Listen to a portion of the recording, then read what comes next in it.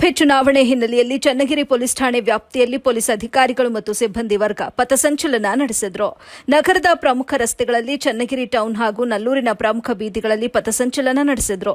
DYSP Prashant ಮನ್ನೋಳಿ ಹಾಗೂ sub inspector Niranjan ನೇತೃತ್ವದಲ್ಲಿ ಪಥಸಂಚಲನ ನಡೆಸಿ ಮತದಾರರಲ್ಲಿ ಆತ್ಮವಿಶ್ವಾಸ ಮೂಡಿಸಿದರು.